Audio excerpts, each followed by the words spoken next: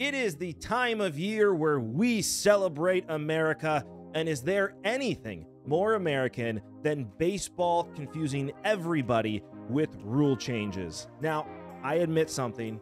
I was wrong, but it's not my fault that the NBA decided to be boring, and we always hear records are meant to be broken.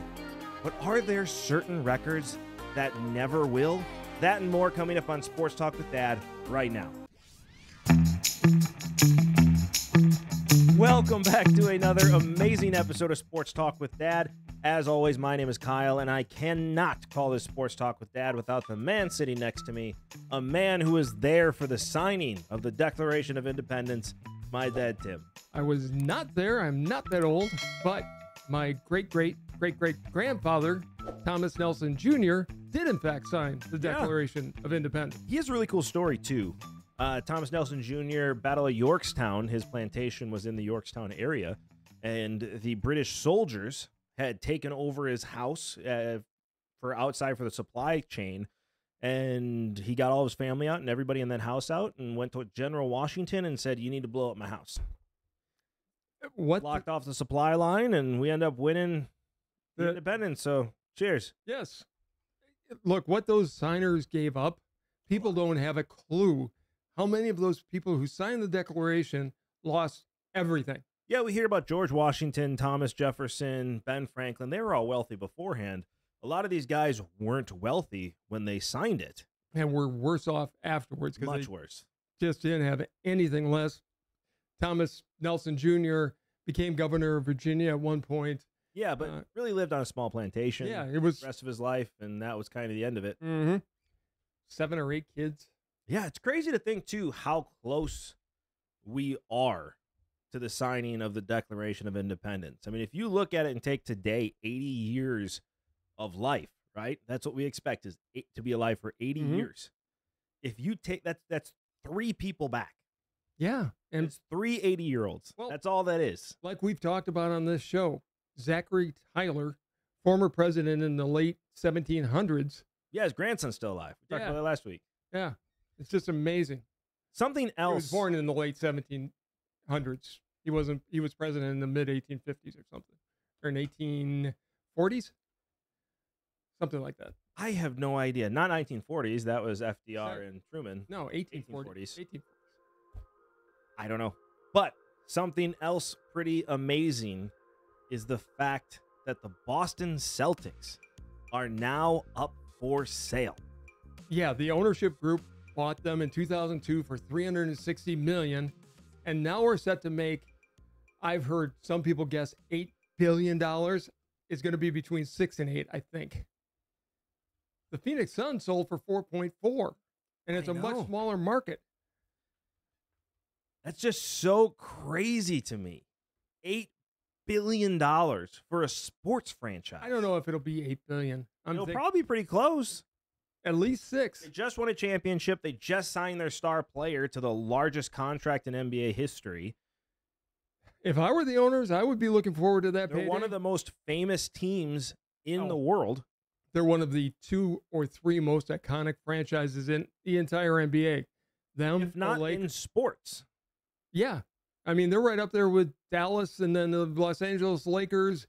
And Real Madrid even you could go to. I mean, it is Chicago Cubs, Green Bay Packers, and yes, I'm including the Packers in that because they are. Chicago Bears. Yeah. Patriots over the last few years. Yeah, but they're not history-wise. No, I'm just thinking most famous teams. The Celtics are definitely up there. And the history behind them, it's just, okay, say you pay $8 billion for the Celtics. I wish I had it to. I don't know who does have that money. That's just somebody will. Stupid money. But say you pay that, right? Okay. How long is it going to take you to recoup that money? Not as long as you probably think. It's got to at least be a decade, right? No. Because we hear billion-dollar TV deals, right? But that's not for an individual team. That's for a league. The Dodgers sold for $2 billion, and it was paid back in less than 3, 4, 5 years. That's so crazy. I mean, the money. Okay, so they paid back $2 billion in 3-4 years. So yeah, $8 billion is going to take him a decade at least to get that thing I paid don't off. think it's going to take him that long with the way money is going in sports. Yeah, but you have to look economy-wise now, too. People aren't spending as much on that stuff. If you're a Celtics fan, there'll still be a lot of jerseys sold, a lot of tickets sold, and a lot of eyes on TVs. Man, that's so much money. And to think about it, you even look at the Milwaukee Bucks, right? The Milwaukee Bucks sold for what, 550 million Something like that. in 14-15, and just sold last year for $3.5 billion. Yeah, when the guy from Cleveland bought him. The Haslam. Mark Cuban bought the Mavericks in what, the early 2000s for like 140 million, which to me seems like, okay, that's fine. I get it. But now he just sold it for, Well, I don't even know how many $billion dollars. think about when It's ridiculous. Steinbrenner bought the Yankees back in the 70s, probably paid $18 million for it. It's a lot of money back then. Not What- $8 billion. What do you think the Yankees are worth now with their own TV network? 10, 12. Yeah. Here's the crazy thing to me. Okay, you have $1 million, right? This is how stupid $1 billion is and crazy it is to think about. How long do you think it takes you to count to 1 million seconds? 40 some years. I don't know. No, 11 days. Okay. That's no sleep. It's no sleep. Just counting 1 million seconds straight. It takes 11 days to get to 1 million seconds. You know how long it takes to get to 1 billion seconds? How long does it take to get to Pluto? I'm serious. How long does it take to get I to have 1 no billion idea. seconds? 31 years. There you go. Longer than it takes to get to Pluto, which is still a planet. I have a fun fact. I'm on a roll and you go off in random tangent squirrel lands. No, but that's just stupid money. Yes, it is. Who has this kind of money? They will find it. And to sell a sports franchise for $8 billion. Well, you're acting as if they're going to get $8 billion. That's just one report. I don't see how they don't, because there's going to be a bidding war for them. Yes, there will be for the Boston Celtics. Absolutely. There's a bidding war for the Cubs. I remember the Cubs sold, what, 2009 for $900 million? Yeah. And everybody's like, what is going on right now? And it's going to get worse before it gets better. I mean, the Cubs, how much do you think the Cubs are worth now? Well, they're probably in that $5-6 billion. Yeah, maybe more. And they don't own their stadium. They don't. And I don't know what the Celtics situation is, but something else happened that made me smile. Yeah. You were wrong. I love saying that. Kyle was wrong.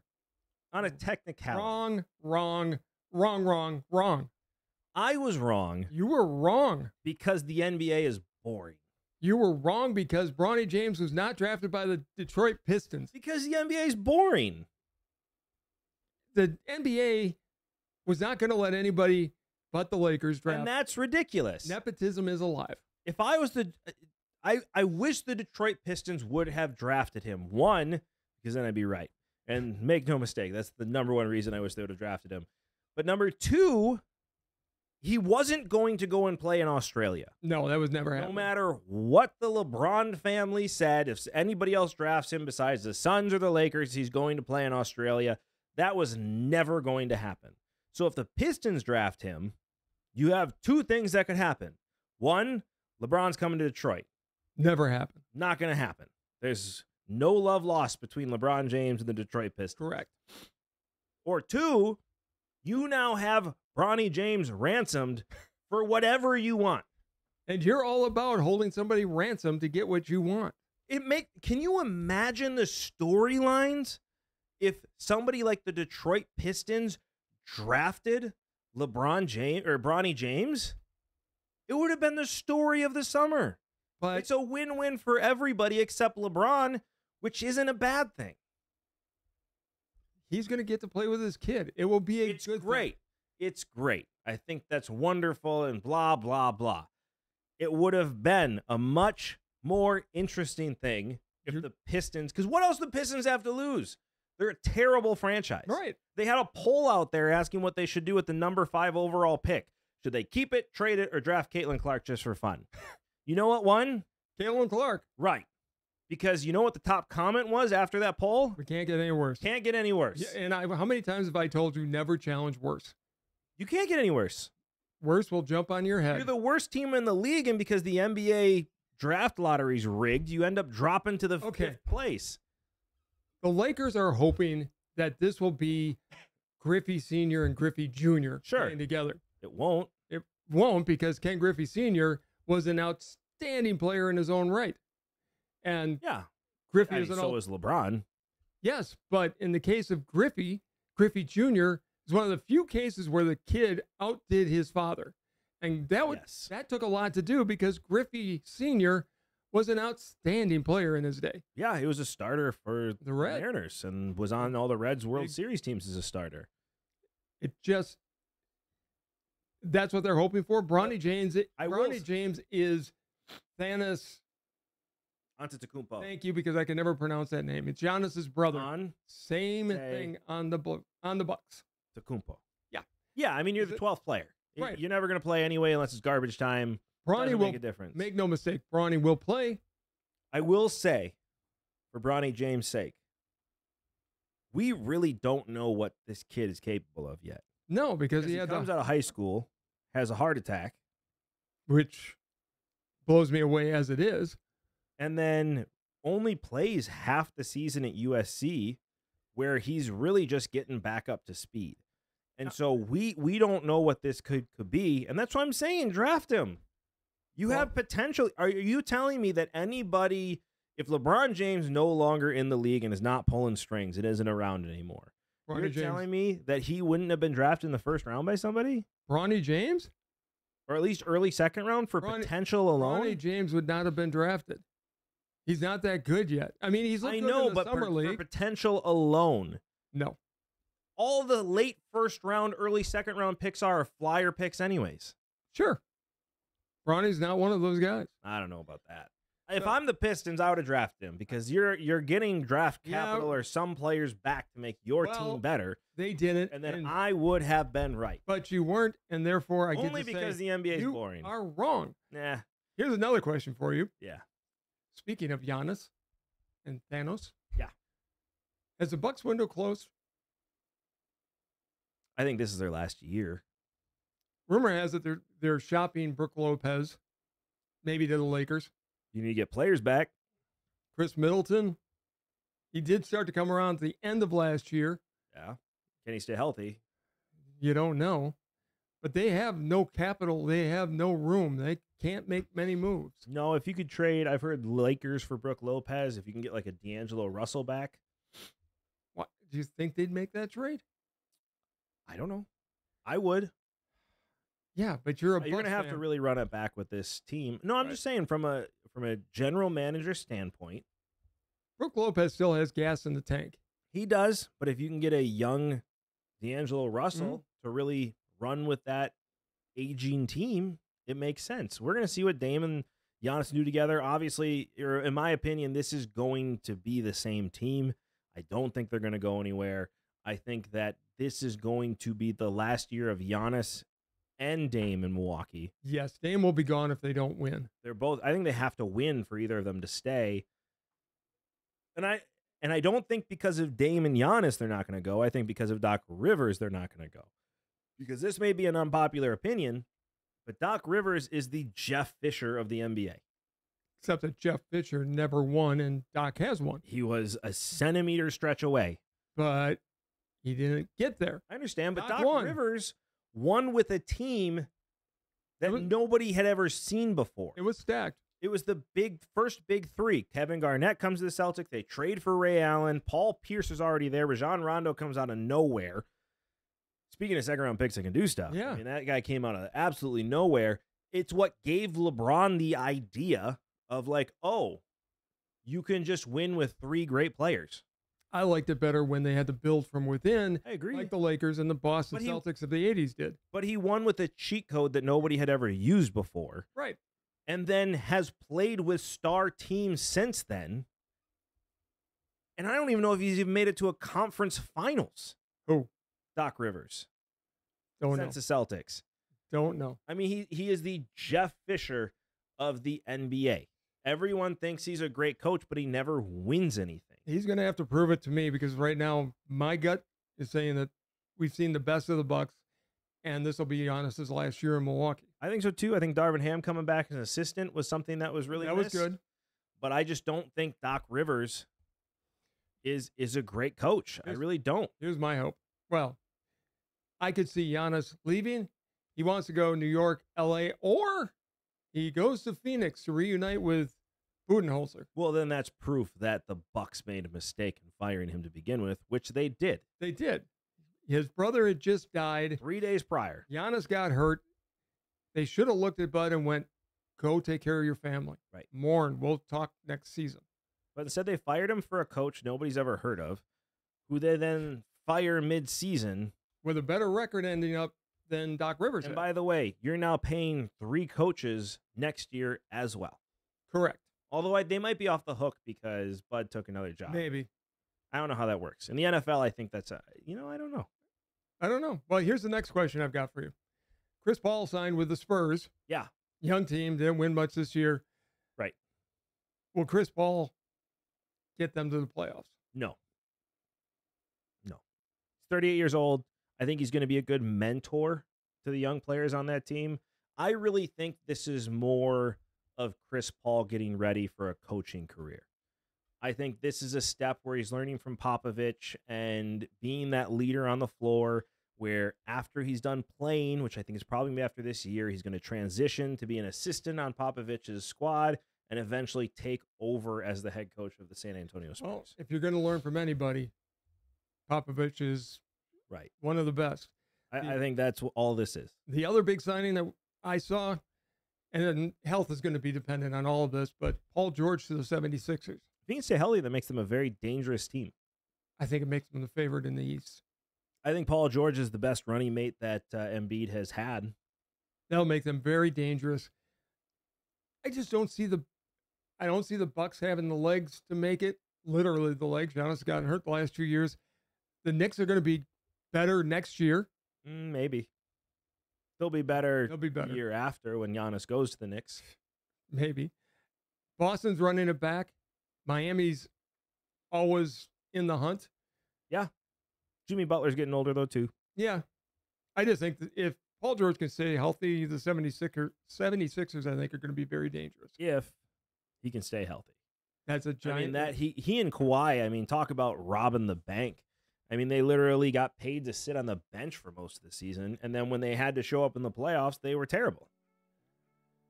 Well, it's going to be a fun season next year, but our producer / intern, Sophia, brought something to my attention today. Yeah. Is this about the home run derby? Can baseball not just say we're going to have somebody hit a home run? That's what I said in the intro. This is what baseball does best. They just confuse people with rule changes. So this time they're going to have 8 players. Yeah. They're all going to hit in the first round. Which is great. That's what it should be anyway. It's going to be 3 minutes or 40 balls. Top 4 go, and then they're going to seed it, which is stupid. Yeah, and then there's something weird about you can get 3 bonus outs. Every swing is a home run or an out. But it's still timed. Which they go so fast sometimes the camera almost makes you sick because it's watching one ball out and then it swings back immediately. Well, dude, that's what used to be fun about the home run derby is you'd see him swing and then you'd see how far the ball went. Right. And they got it done in a couple hours. Even with all that. 10 minutes was on the clock. Yeah. Which is plenty of time. They just need to go till you get 40 balls. And be done with it. Right. Bring in a pitch machine. Don't bring in a pitch machine. You have to bring in a pitch machine. No, you don't. Yes, you do. No, you don't. You're picking your own guy to pitch. And if he screws up, that's on him. It's not fun to watch a player who's only suffering because this pitching guy gets the yips. Those machines aren't always 100% either. No. I'd rather have 40 balls, pitching machine, No. hit away. No. Let they still choose their own pitcher. I loved it when Harper's dad was his pitch guy. That's great. He can be the guy that drops the ball in the pitching machine. No, that's just dumb. You're dumb. That's one of your dumber ideas. And they'll probably It's not do a dumb idea. It is. Don't use machinery. Let baseball be baseball and played by humans. Stop with all this. What happened in the All-Star game last year when you were calling for computers calling balls and strikes? And then I showed you the umpires that were doing it. And you know what happened? The umpires were really good. Yeah, they were. I was wrong. You were wrong. I love hearing that. I'm not right on this, or I'm not wrong on this no, one. you're right. You're exactly. You I'm were not wrong right on this one. Yes, you are. I am not. I think it would make it more fun, but they just need to go to, you get 40 balls. Hit as many home runs as you can. Move on to the next round. Everybody versus everybody. Top 2 moves on. Make it 30 balls, and then go on to the finals. Make it 25, and end the thing. That would make sense. You know what else would make sense? Get rid of the softball game and bring back the Cracker Jack old timers game. You've mentioned this before. I can see guys like Ken Griffey batting against Nolan Ryan or Randy Johnson where they're actually throwing baseballs. That'd be cool. Enough of this softball crap.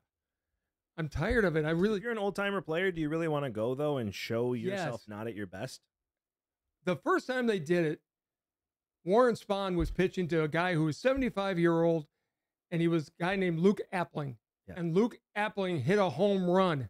That was the most fun. Everybody, even Spahn, loved that. Let them play ball.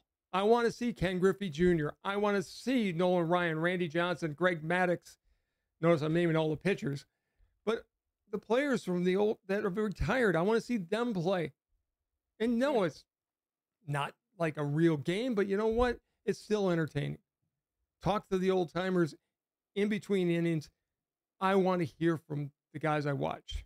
I would watch that as much as I watch the softball game that's going on right now. You don't watch it now. Right. I'd watch the old timers game. I would watch that because I'd want to see, have an If interest Greg in the Maddux players. was pitching or Randy Johnson was pitching, Nolan Ryan was no, pitching. I would tune in for at least a little bit to watch that. I would love to see John Kruk going against Randy Johnson because I guarantee you, he's still afraid of him. Yeah, I don't blame him. I don't either.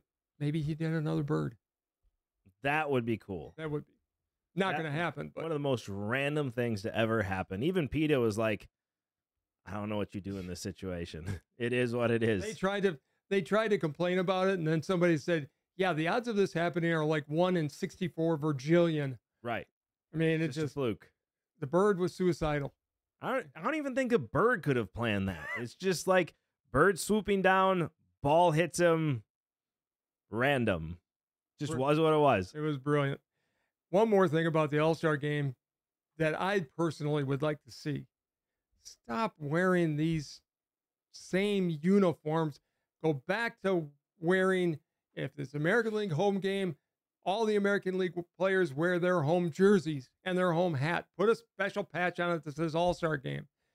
I hate the same uniform crap, the cute little hats they wear. I don't like it. I actually agree with you. I think it was great to watch the All-Star game when they're all wearing their own teams. 'Cause I don't know who half these people play for anymore when they come out on the field. Right. Like, I know who they are, and when I think about it, I know who they play for, but it was always cool just to watch the game and see the regular uniforms on. One thing you could do, I think would be cool, don't give me that look, this is a good idea, is after the team wins the World Series, the first game back, they wear the gold jerseys. You could do something like that. Okay, for fine. the jerseys, where it's the same jersey, it's just got gold on it because they're an all-star. Okay, I can live with that. But they're at least wearing their own uniforms. Right. I just hate the look. I could see them doing something with the hats where it's like their secondary logos on the hats. So for the Cubs, it's the Cubby Bear. For the Brewers, it's Kegman. For the Braves, you have instead of Chief the B, Nakahoma. Yeah, you could go that. Indians go back to their original logo. I mean, you could do something like that where the hat's a little bit different, or you could make a cool, unique team uniform for the All-Star game. No, they've tried making it cool. For their team. For the team specifically. They're doing that with City Connect. I'm not a huge City Connect fan. That's fair. You know what? I'm overcomplicating this. Just go back to the original again, uniforms. You're telling them to make the home run derby easy, and you're I'm not saying overthinking easy. You're overthinking the Nobody uniforms. said easy. It's simple. Make it so I don't have to understand baseball Easy and to simple. get it. Easy, Two simple. different things. Easy and simple are two different things. Completely different things. Okay. Random moment here. Okay. Click. Because I thought about uniforms, which made me think about this, which is, I guess I'll mention this first so you can follow my train of thought here. So we're talking uniforms. The NHL just announced that Fanatics is going to be making all of the hockey uniforms. Oh, good. See-through uniforms. Well, see, here's the thing. Fanatics completely threw Nike under the bus when they announced this because they said now people are going to actually see how we make uniforms. Which is great because Nike screwed the pooch. It was Nike's design. Yeah, and Fanatics just manufactured it. Iron-on logos. It's so bad. Through. Well, they announced. Did you hear that they're going back to the old uniforms next year? Some of the players are wearing their old uniforms now. Yeah, because they are going. Yeah, we're not going to have our junk showing on TV. Yeah, it's pretty bad. Yeah, but the NHL. So what made me think of this? And I went to the NHL, and I was watching the NHL draft. Don't ask me why. It was on TV and I had it on. But we have a minor league hockey team in Milwaukee. Milwaukee Admirals. Yeah. Son loves going to Admirals games. They're fun. And so I had it on, and then I saw the Predators were coming up because that's who the affiliate for the Admirals is the Nashville Predators. And so I want to see who they draft because I'm like, hey, cool. I'm going to get to watch this kid next year with my son. So I'm going to learn about it. And I don't know really, I just learned what offsides is in hockey. He decided last year he liked hockey. I bought into it. I'm like, I get a sport. I'll take it. Yeah. The NHL draft, you don't get drafted and then go and play for your team. Okay. What do you do? So you can only be drafted when you're 18 or 19 years old. Okay. So they draft you out of high school. And then you just go play college. So college is their minor leagues. I guess. But if you're an international player, you can't get drafted. I got nothing. And then say you're 18 or 19 and you're not a top prospect out of high school, but what we see many times, right? You go and play college and all of a sudden you get better because you grow, you get bigger, you get more skills, training, blah, blah, blah. And say you're really great when you're now 22 and graduating high school, you just go and sign with whatever team you want to. You're a free agent. Yeah, but what about Sidney Crosby? He was drafted and he was in his teens and he went and played NHL. He decided to go and play NHL right away. But these kids have the right to go and play college, but their rights are still owned by the team. And so this kid that the Predators just drafted is going to play, I don't know where, I think Minnesota or something like that. Or no, it's a different kid. It's a kid they drafted a couple of years ago. He went and played Connecticut and then went into the transfer portal, is now playing for Minnesota, which the Predators then made a comment on where they're like, yeah, this is great. He'll develop there. What is happening? I've got nothing. We need to get a hockey guy on. You understands go that. to college and then you get drafted and then you go play for your team. But instead of playing for the team, you go and play college, which is a completely different organization that you have no control over, where a guy can go and get hurt, even though he's under your team's control. So basically all you're saying is if this kid ends up becoming okay, we have the first right to draft or to sign him. Look, I freely admit I became a huge Tampa Bay Lightning fan. Yeah. That doesn't mean I understand all the rules of hockey. I love watching the game, but there are times when I feel like I'm a baseball fan watching cricket because I really... United States won cricket. They're world champions.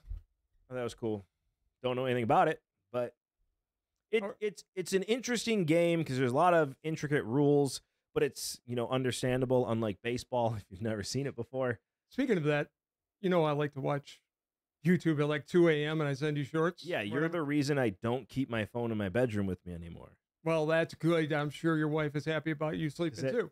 At 2 a.m., my phone was normally on my nightstand, and I hear bzz, bzz, bzz. I find good things and I'm an insomniac. Anyways, they had a cricket fan who'd never seen a baseball game watching it and trying to explain it.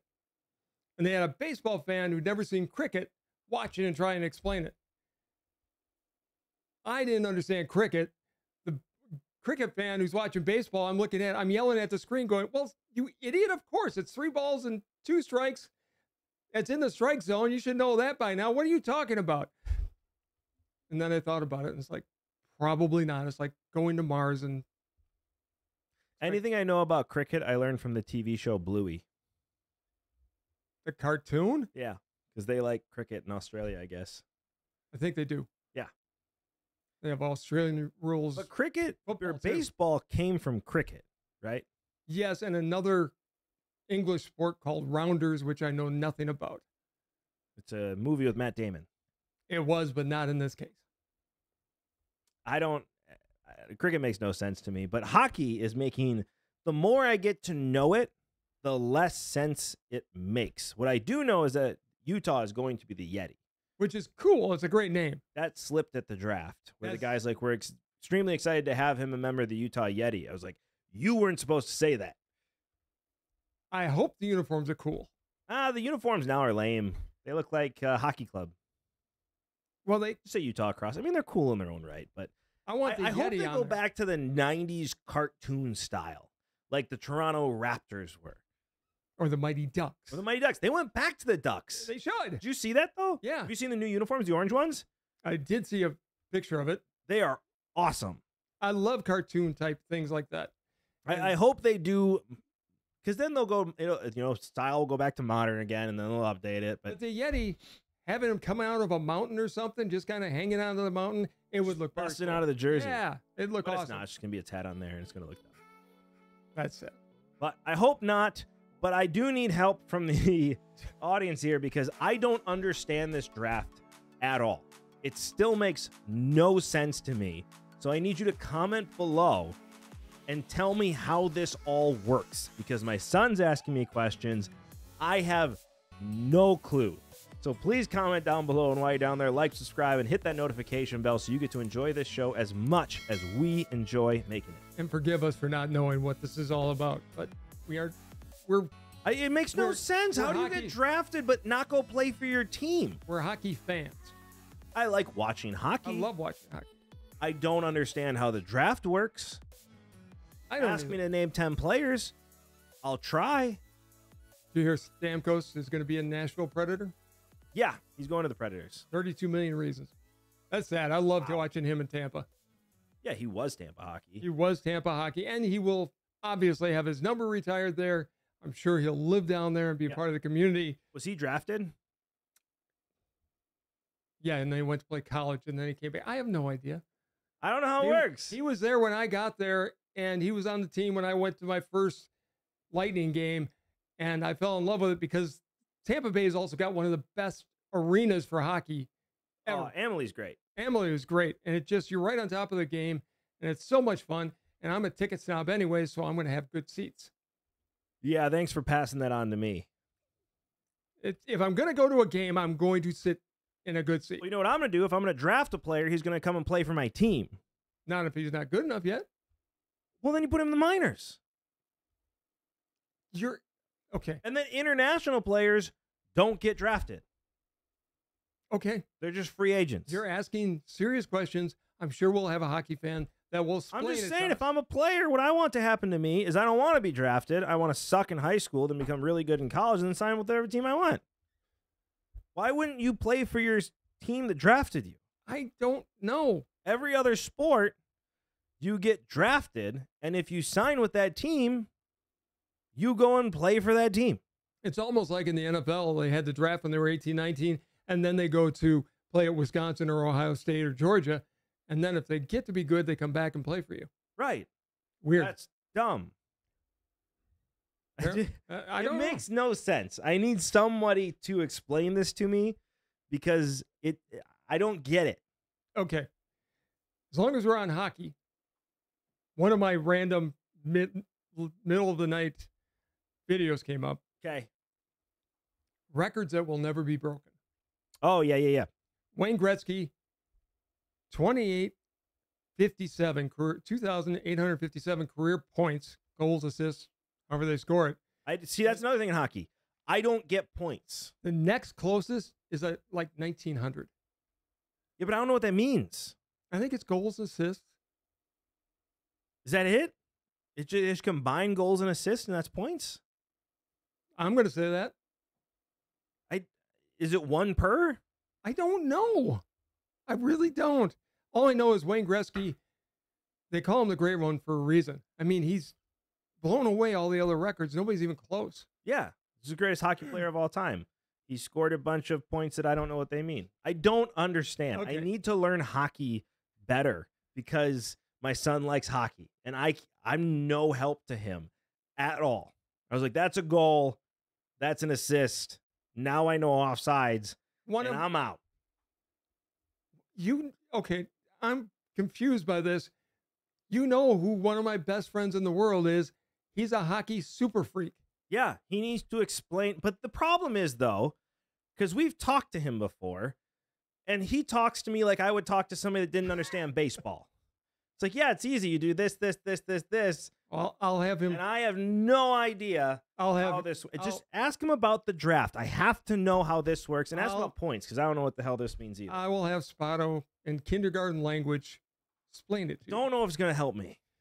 Michael Phelps, 28 Olympic medals, 23 of them are gold. Yeah, nobody's ever going to touch that. Simone Biles, 23 world gymnastic gold medals. I don't know how many is Olympics. Nobody's going to touch it. Cal Ripken, 2,632 consecutive games played. Probably never going to be touched. Brett Favre, I know it's Favre, 299 consecutive games played. Somebody will break that. Maybe. I mean, Eli should have broke that, and then his coach benched him for no reason, which still I don't understand and don't appreciate. Favre broke an offensive lineman's. I mean, this was longevity always went to the offensive linemen in the past. People are so cautious about injuries now, though.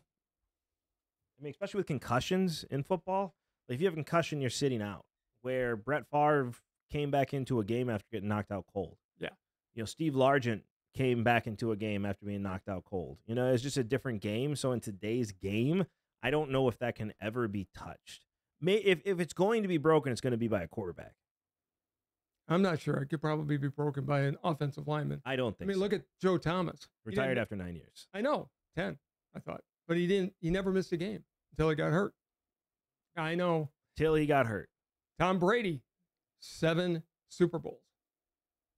Are we talking player or quarterback? Quarterback is a player. I know, but are we talking about a quarterback winning 7 Super Bowls or a player winning 7 Super Bowls? Either one. You choose. A player, I could see it happening. Because you look at Charles Haley, he won with the Niners and the Cowboys, won like 5 total. Deion Sanders played for a bunch of different teams, won Super Bowls with different teams. So I could see a player, be it a wide receiver, a defensive player, winning 7 Super Bowls with different teams, just making the right choice at the right time. Quarterback, I don't think that's ever going to happen again. This one I'm tossing in just because he's one of my favorite players of all time. Bart Starr, 90% winning percentage in the playoffs. I mean, no, but no, don't go any farther. I mean, how many? Honestly, though, how many? Because I don't know the answer to this. How many playoff games did they actually play? 2, or was it even 2? There was probably 2. Like some conference championship and then the NFL championship. I think there was a Western. I don't even think there was. Actually, I think it might have just been the NFL championship. Yeah, until later on. Because he played 2 in the Super Bowl eras, and they count both of those. He won 5 and 7, but the record really started in like 60, and he played through 68, and he played 10 games total. He was 9-1. He lost the first one and won 9 in a row, which that in itself is unbelievable. And hey, that's great. I mean, he's one of the best quarterbacks of all time. He's very underrated, I think, in a lot of ways. But the most underrated. That is a that's Sal Paolantonio wrote a book on it, and Bart Starr is the most underrated player of all time. Yeah, for sure. But to compare his playoff record to today's game, it's not a comparison. I admitted it was kind of a homerish record, but I like it. Okay, Joe DiMaggio, 56-game hitting streak. I don't think this is ever touched. It could be. It's going to be hard. I mean, the closest anybody's got is, 44? That was Rose. Yeah. Paul Molitor got 39. Wee Willie Killer. Wee Willie Killer. Easier for you to say. Killer. Yeah, not really. But he was back in the early 1900s. I think he had 40-some games.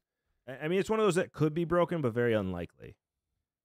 Here's the ones that never will be, even though, because baseball just won't allow it to happen anymore. Johnny Vandermeer, back-to-back no-hitters. There's never going to be another no-hitter.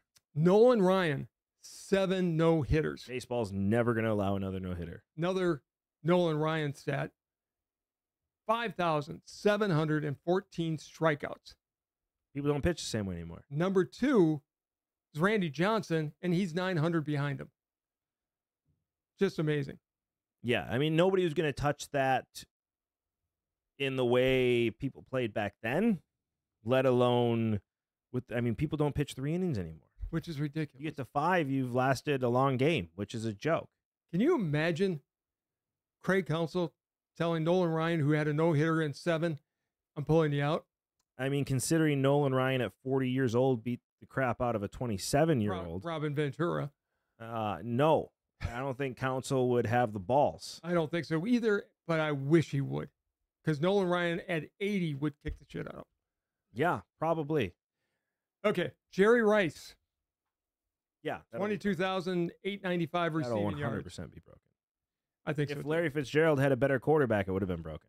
Yeah, I saw an article where they were talking about the greatest, if you could have anybody but Jerry Rice, which receiver would you take? And I responded, Larry Fitzgerald, even with Jerry Rice in the conversation. Exactly. He did more with less than any wide receiver ever. Now, Emmitt Smith's rushing record, I don't think will ever be broken. 18,000 and some yards. Yeah, Frank Gore got pretty close, but that's because of longevity and just being good he's Hall of Famer just because of longevity.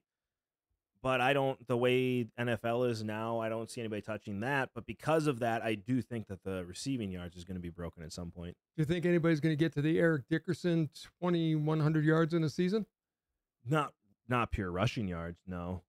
I don't. I could see all-purpose yards, somebody breaking that, but not rushing. Dickerson was a scary good player. People forget about him. Yeah. Well, because he was so good for such a short amount of time. He had a great career, but plus the fact he had Marshall Faulk right after him. Right. Here's one, and don't say we don't talk NASCAR on here because we do. Richard Petty, 200 wins. The second most has 105. That'll never be touched. I mean, I don't know what that means. 200 NASCAR wins? Just wins, races? Yeah. He won 200 races. Nobody else is even close. Here's one that I think, I'm not sure if it'll ever be broken. Ricky Henderson, 1,406 stolen bases. Okay, so I saw this one. And at first, my first instinct was no. But with the way the game is played today, with the pickoff moves rules that they have, and the base size being bigger now, it's possible. Because I did the math here. So Ricky Henderson had 10,961 at-bats and 1,406 stolen bases. Okay. So that gives him an average of 0.12 stolen bases per at-bat. Okay. Okay. Elly De La Cruz, who we saw steal 3 bases. He is a freak of nature. So he's had 702 at-bats and has 75 stolen bases, which gives him a rate of 0.10. So as long as he can stay healthy, he has a chance to at least get close. Now, I think we're going to see somebody with 1,000 strikeouts again because baseball is stolen bases. We'll definitely see someone with 1,000 strikeouts. Stolen bases again because baseball is getting much more aggressive with the new rules on the base path. If he can get to Ricky Henderson's number, I don't know. We're still in a small sample size because De La Cruz just came up last year. Well, second place is Lou Brock with 986.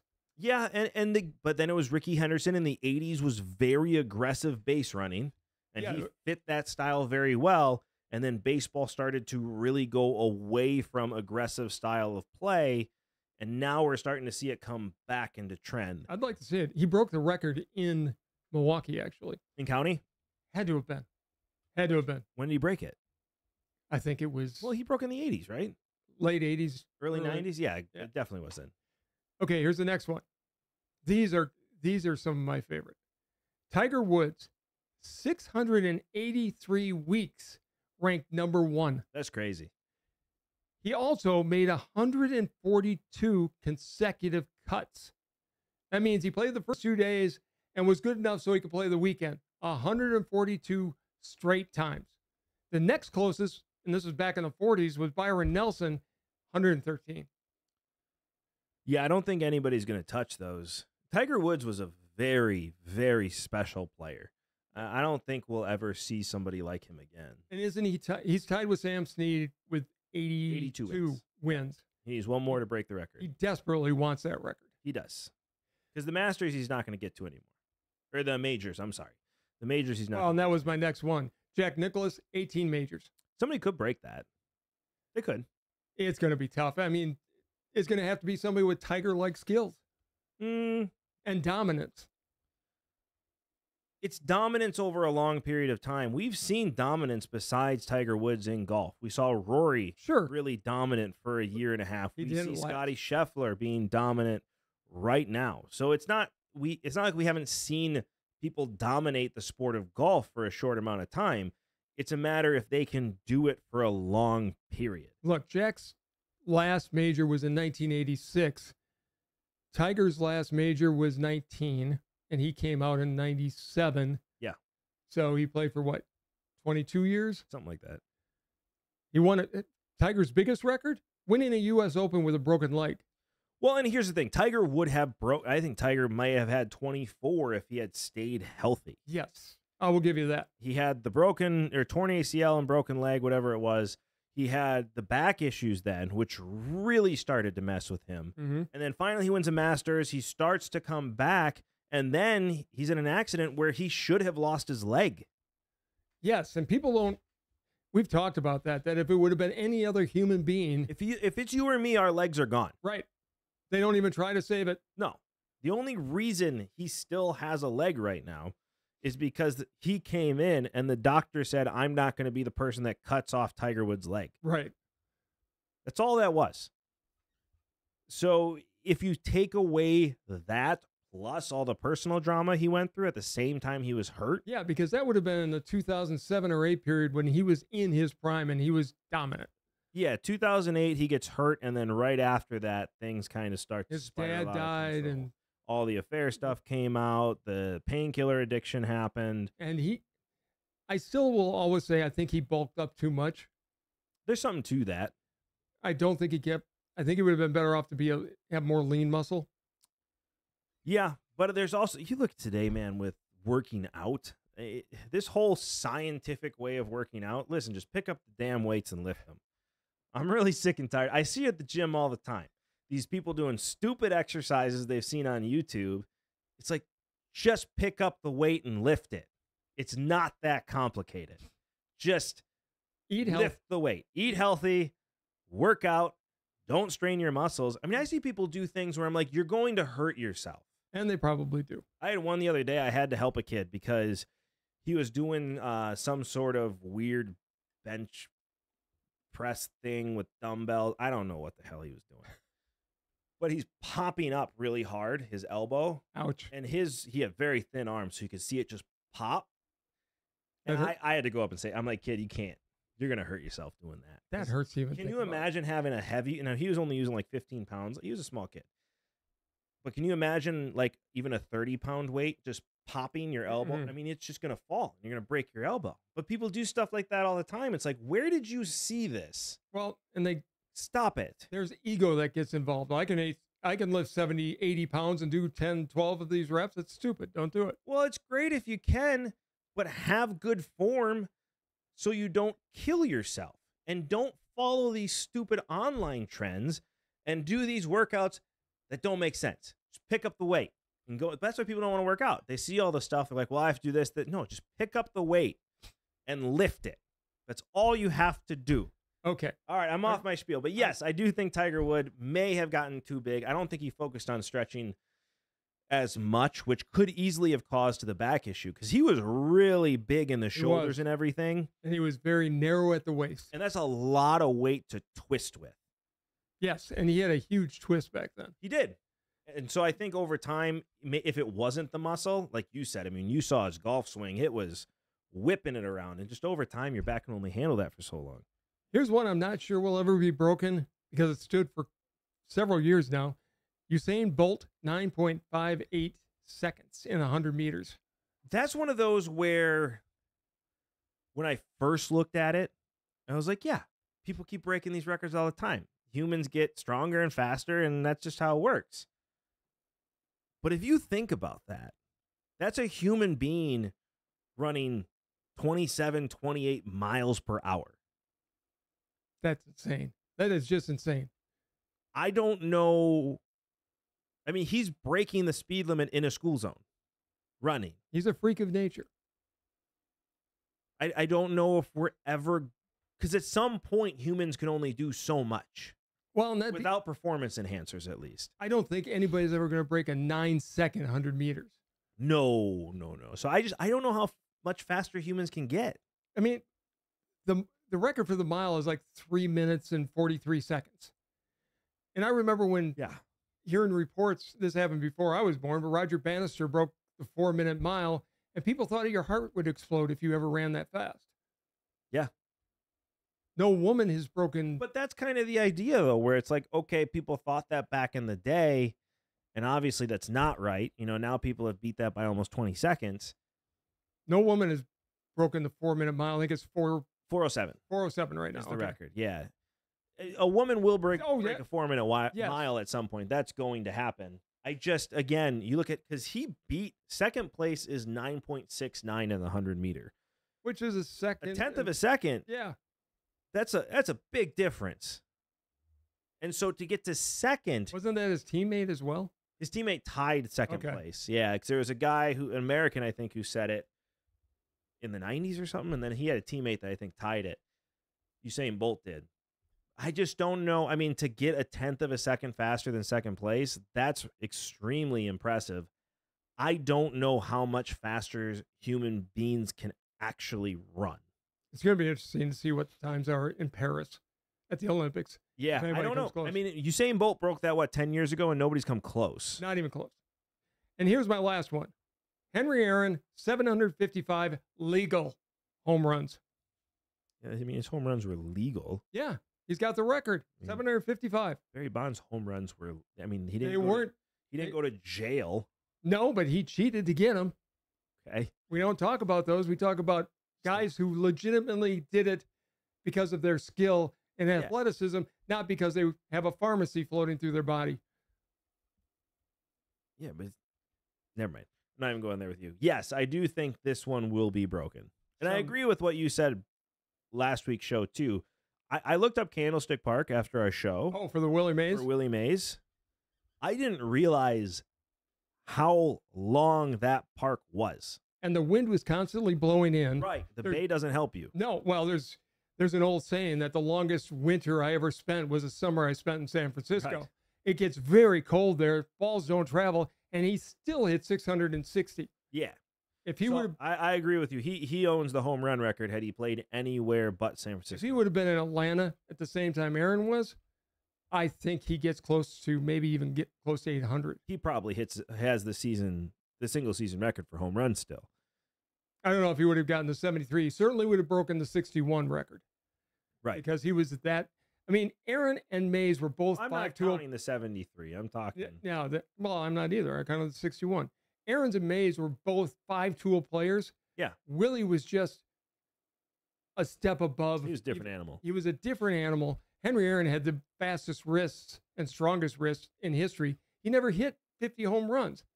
No. And that's what I'm saying. Because if you look at 755, right, you really have just a steady. I mean, I think he hit 47 once or twice, Hank Aaron did, and then was just consistently 30, 40 home runs every single year. And so you look at Aaron Judge and the way he's hitting right now. You're looking at Shohei and what he's hitting right now. I mean, it's just consistency over a long period of time. And do I think somebody can get there? Yes, I do. I think Ken Griffey Jr., take out the injuries, I think he gets there. For sure. I mean, that's the same thing with Tiger, right? He doesn't get hurt, but he did. Because Ken Griffey still hit over 600 home runs. Yeah. Well, he would have. Griffey would have gotten there. Yeah. He probably would have 800 home runs. I don't know if he would have gotten that many, but I certainly would think he would have had. He's on pace in Seattle. Maybe. But problem was he was also too good an outfielder, and he ran into the wall. Yeah. But I like your jersey, by the way. Thank you. I ordered in honor of Independence Day. I've got my American one on. How old is that jersey? I meant to ask you that. I've had it a long time. That looks like an insanely. I love the jersey. I think I might have actually got this at Stephen Barry's. I love Stephen Barry's.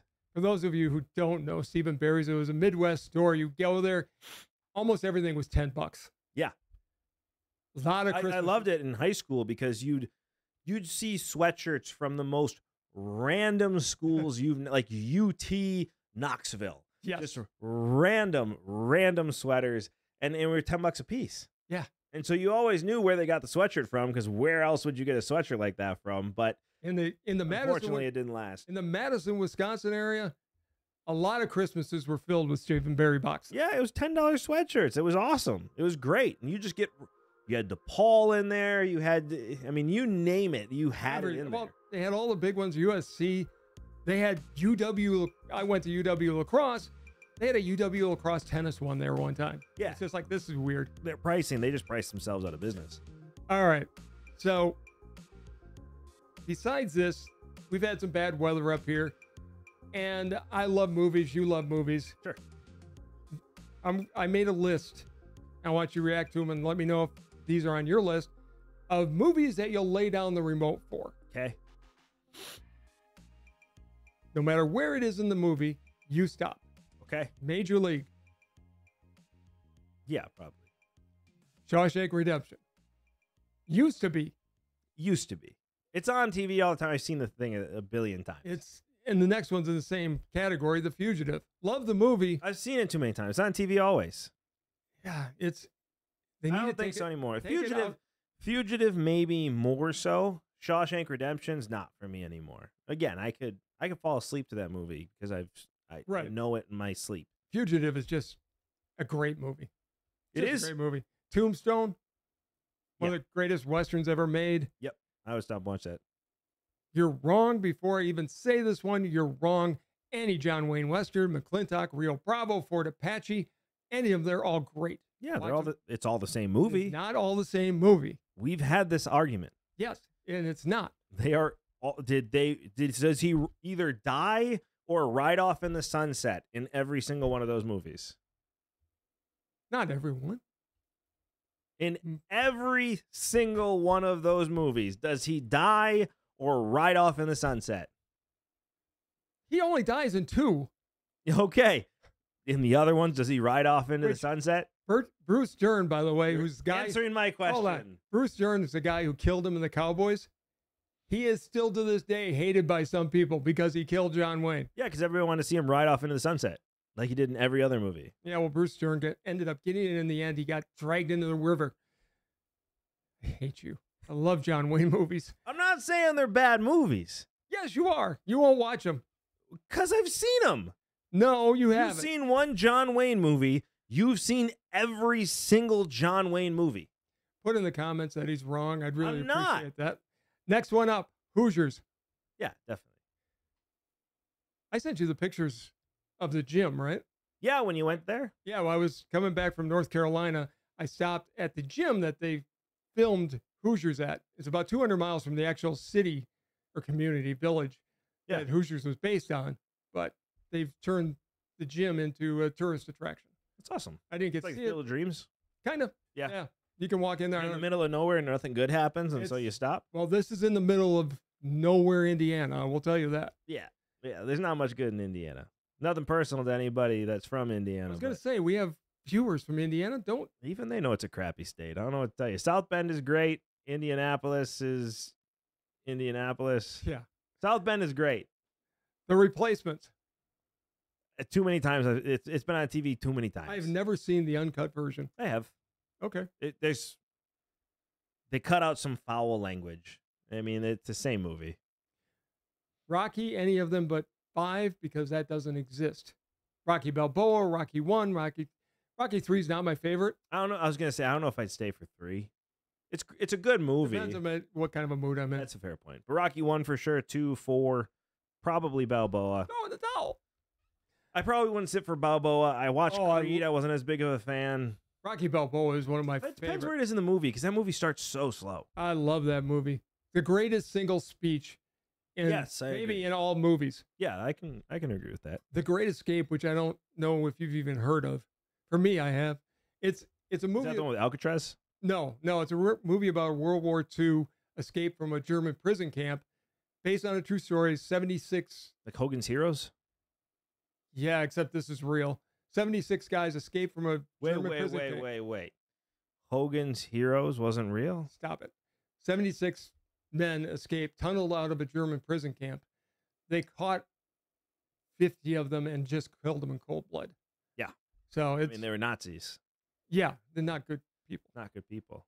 But the movie is great. I don't think I've ever seen that movie. I don't think I've ever heard of it. James Garner, oh God, the guy who played Santa Claus in the remake of A Miracle on 34th Street. Can't think of his name, Sir somebody. Anyways, he was in it. Steve McQueen was in it, who was outstanding in that movie. I hear the name. I still don't think I know who Steve McQueen is. I'll get you a movie. Did you know that John Hughes wrote the Miracle on 34th Street remake? He did? Yeah. That explains why it's so good. Yeah. I had no idea. I get a lot of criticism when I say this, but the Miracle on 34th Street remake from 1993, I think, is better than the original Miracle on 34th Street. I've had this conversation with people. Very few people disagree with that. And the only people that disagree with it are people that have a nostalgic feeling for the old one. The remake is 1,000 times better than the original Miracle on 34th Street. It's not even close. The court scene, way more realistic. It's Miracle on 34th Street is one of the greatest Christmas movies of all time. That is a drop your remote movie right there. Miracle on 34th Street. The 1993 version. Correct. Yeah. Yes, not the. I didn't like the original one. You know, he wanted the guy who played Santa Claus won the Academy Award for that role. That's great. Still not as good as, and less to choose from back then. People my age get in my face and very defensive when I say the 93 was better. Because you're in the age where people go senile. I'm not Joe Biden. Anyways, Footloose. Dude, okay. That's just a throwaway line. I needed to say this because we're talking about America and everything throughout this. That debate was like Statler and Waldorf from the Muppets. Okay, I hadn't thought about that, but I'm not going to argue with you. Two old men arguing about their golf score. That was a mess, man.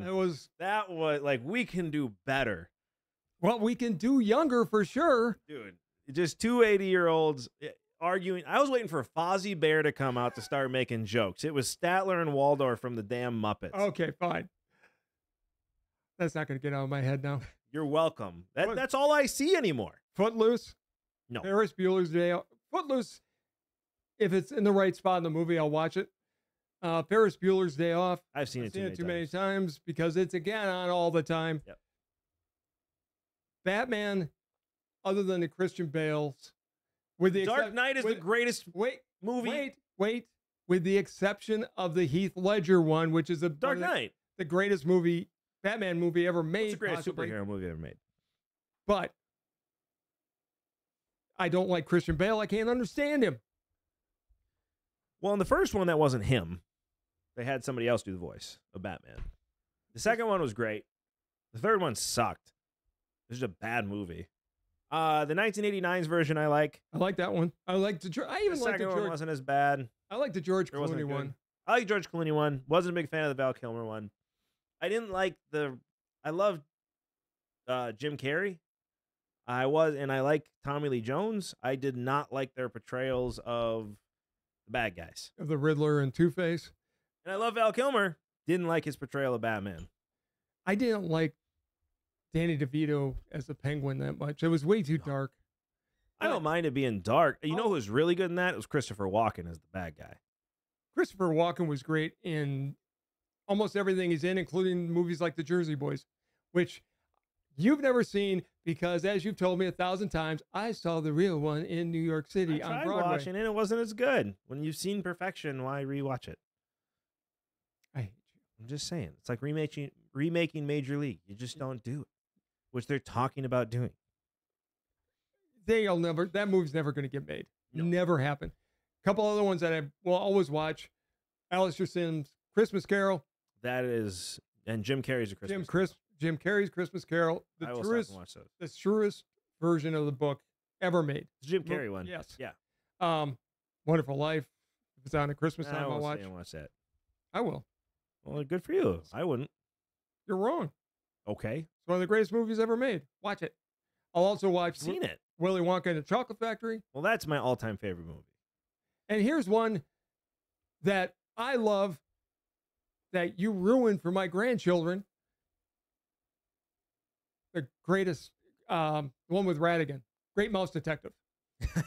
I love that movie. I do too. I can't watch it now because the kids won't watch it. With, Grandpa, Daddy scared us with a giant rat.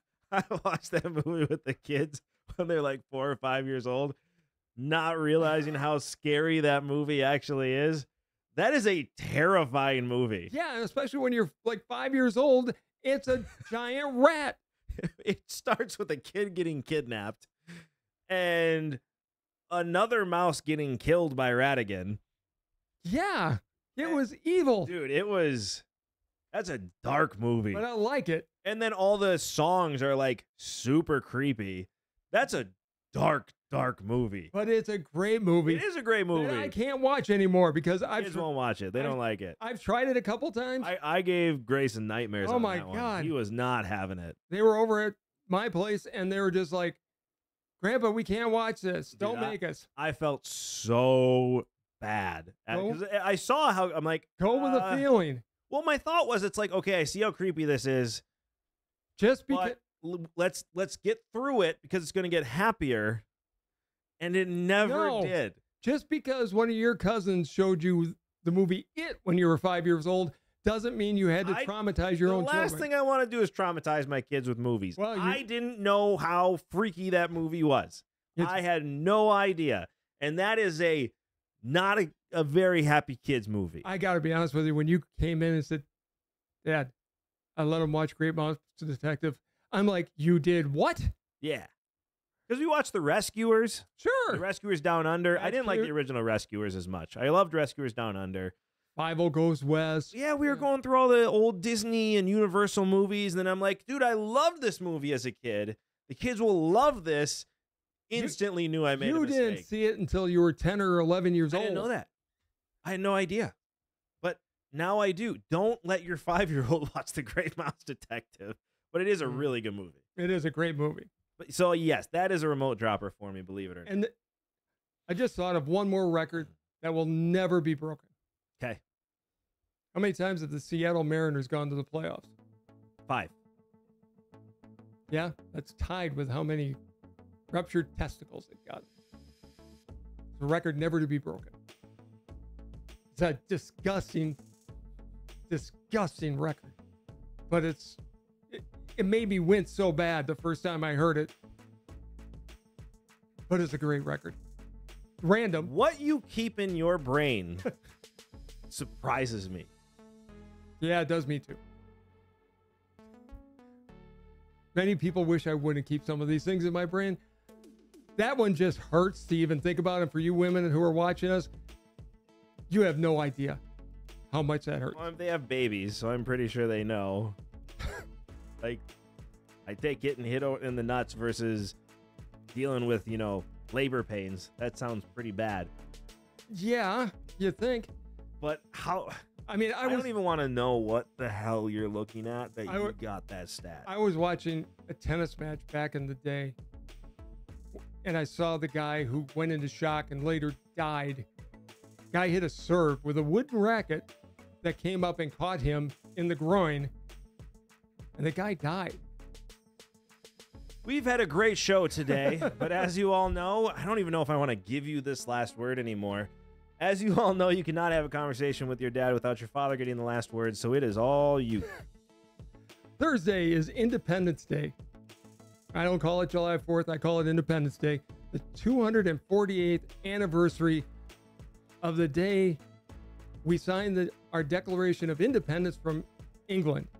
It's a day when all Americans should look back at our history and be incredibly proud of the nation our forefathers built for us and then entrusted to us.